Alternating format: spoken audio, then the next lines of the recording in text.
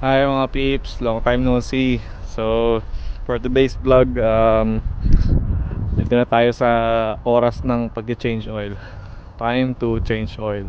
So, um, bumili lang naman ako ng uh, engine oil ko sa Canadian Tire. Tapos, bumili rin ng, syempre, oil filter. Kailangan din magpalit.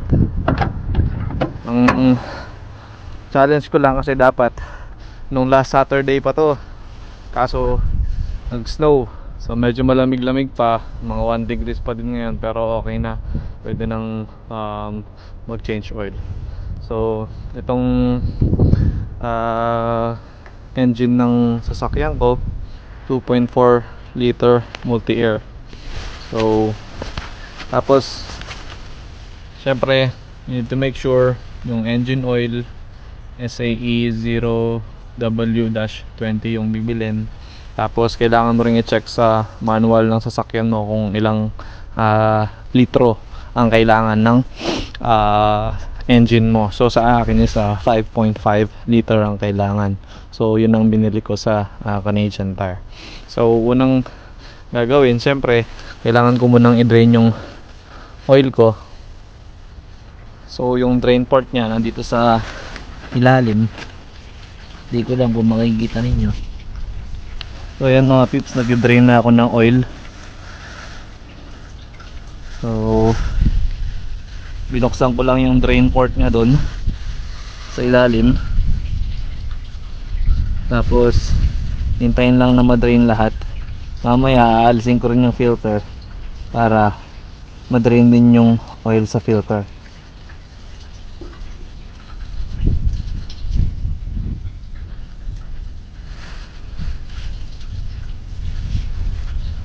So ito mga pips, babalik na natin itong drain port. At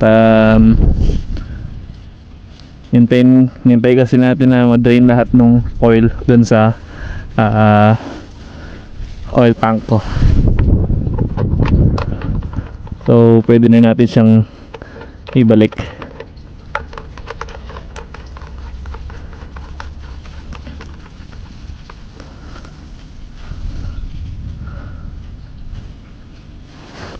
Siyempre kailangan din natin i-tighten ito. Meron din mga recommended torque yan, so kailangan mo siyang gamitan mamaya ng ratchet, ng torque wrench.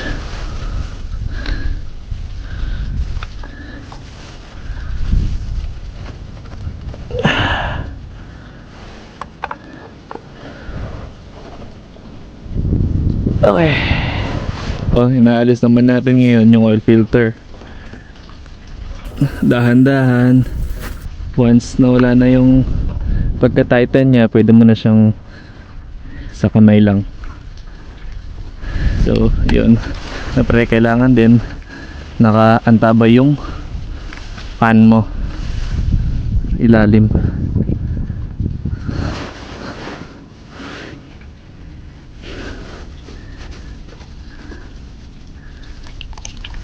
There.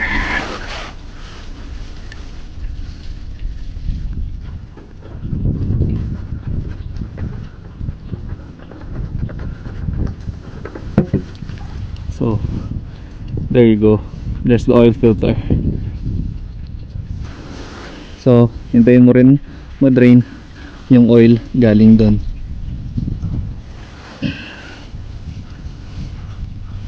Tapos, kailangan din natin langisan yung ring nitong oil filter. Tapos, good to go na tayo para install yung filter. Tapos palitan yung oil. Okay. So ito, napalitan na natin yung filter, itong oil filter nya. At na-tighten na rin natin yung drain plug dito. So pwede na tayo magpalit ng oil. I-fill na natin ng bagong oil ng ating sasakyan. Dahan-dahan, syempre.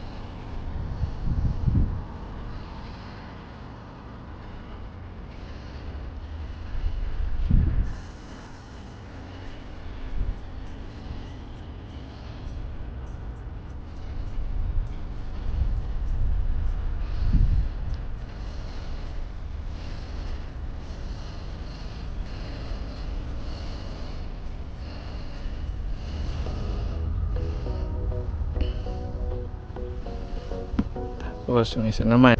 So ito pa yung isa. Dito naman kailangan ko lang 800. Kailangan kong tansyahin.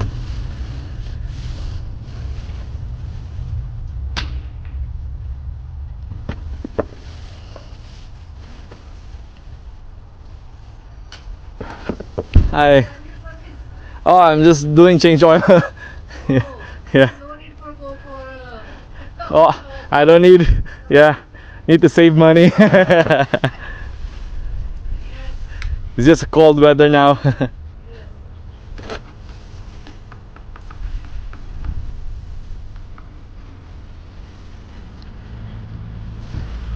So ayun mga pips, tapos na tayong palit ng oil. Ngayon naman kailangan ko nang i-reset yung maintenance message niya sa dashboard ko para ma-clear na at ma-reset. So let's go.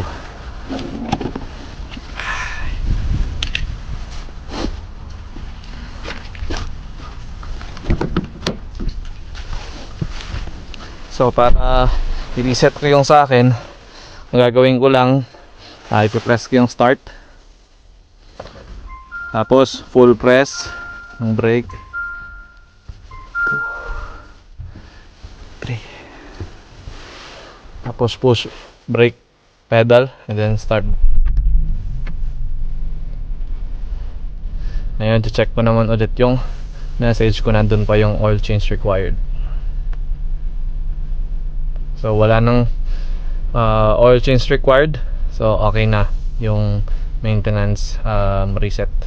So ito mga pips, sayang ko lang siyang umandar ng mga ilang minuto para mag-lubricate ulit at mag-circulate yung engine oil dito sa mga parts niya. So yun lang mga pips, salamat sa panonood at syempre kailangan magtipid at kung kaya namang gawin ng ikaw lang, gawin mo na lang. So yun mga pips, maraming salamat. So don't forget to subscribe to our channel. Hanggang sa muli, bye, God bless. God is our refuge and strength, a very present help in trouble. Psalm 46 verse 1.